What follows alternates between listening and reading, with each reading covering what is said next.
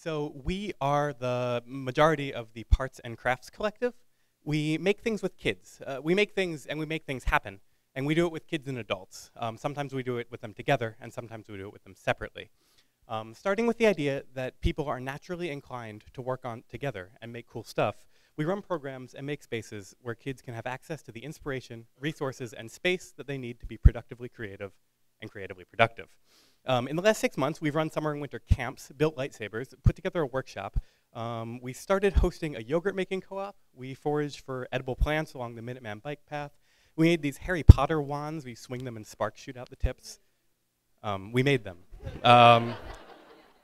We made pies with friends from the Urban Homesteaders League. We taught playful math and engineering classes.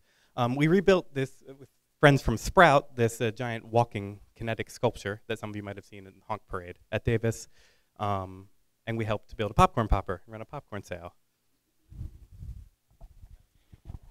We spent a lot of time teaching kids how to use tools. A lot of the kids that we worked with have never used a saw to cut a piece of wood, have never held a drill. And this is really empowering. Soldering a flaky connection or, say, attaching wheels to something that didn't move before is, in many cases, a really thrilling thing. Documentation is a big part of what we do. One of the first things that we did when we felt like we knew what we were doing running a summer camp was to create an Instructable about it. But we found that with running programs, the balance between kind of documenting, creating, implementing, reflecting tends to get really difficult at times. During a class, during a session of camp, it's hard to know whether to spend time coming up with a new project or perfecting an old one. So our current stab at coming up with a solution for this is something that we're calling community-supported education. The CSE riffs on the idea of community-supported agriculture, where you buy into a farm and receive a box of veggies every month. In this case, you sign up for a share, and each month we send you a box of stuff to make and do and think about. Materials, instructions, ideas, links for future research, a kind of snapshot of what we're up to. So these boxes push us to make our ideas more publicly usable. They'll get people building and making and crafting in their own homes, and they're widen the set of people and the kinds of projects we work on. And they create, this is key, an immediate community of support and audience for our ongoing research and development.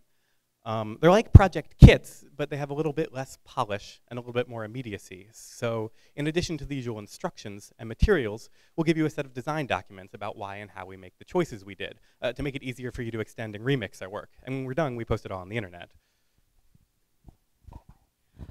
So we've made this space where we can offer people who may or may not call themselves teachers an opportunity to work with kids who may not necessarily be particularly good students or think of themselves as such.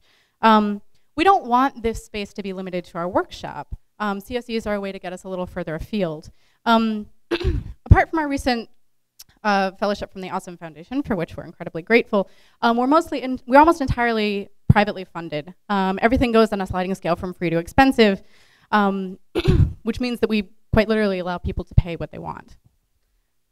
Creating a space that's both exceptional and accessible, we're going a very different kind of diversity through similarity. Different people with different school, life, and economic circumstances find space to work together because of a set of shared interests.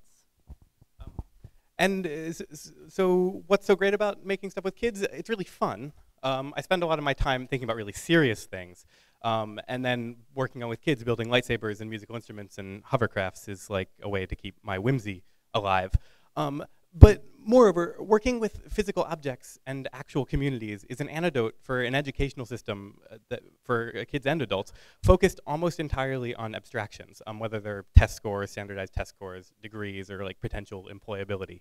When you're building something that either works or it doesn't, it's very unforgiving, but the stakes are quite low. If it doesn't work, you fix it and you move on to the next problem.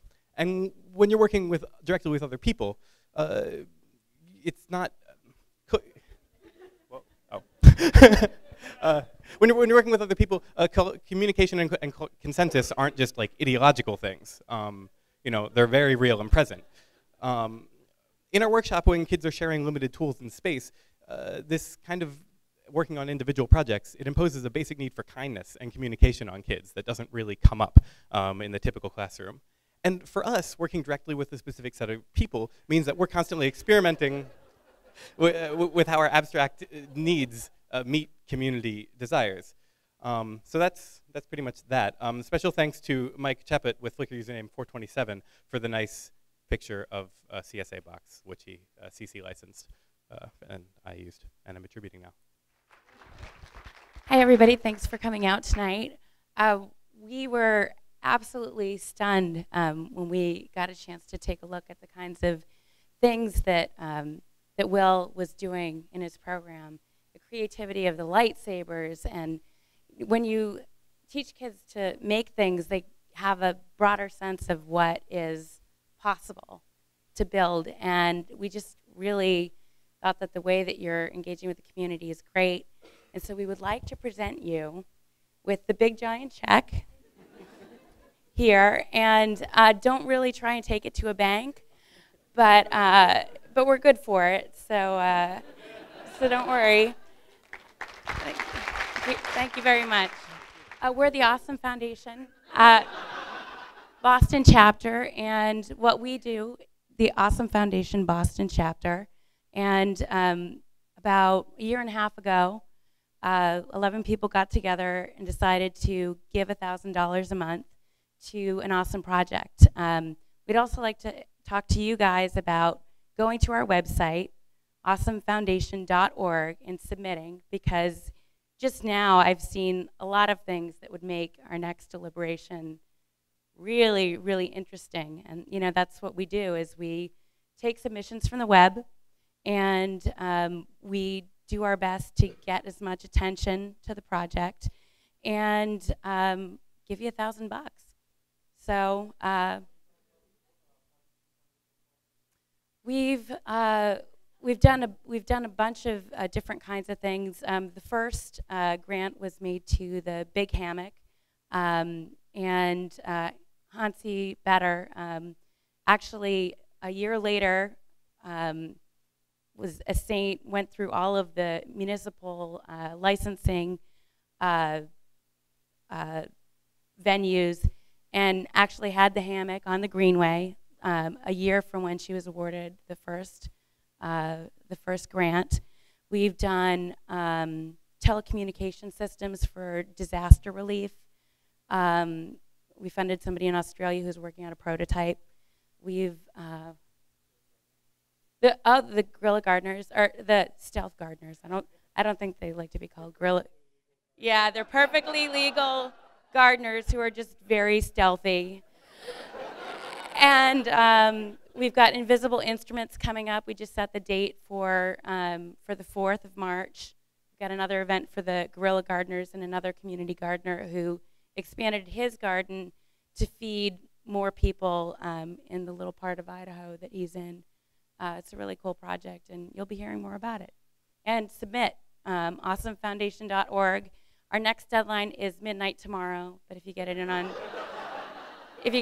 Sunday morning, I'll still put it in. So anyway, we hope to be hearing lots more from you.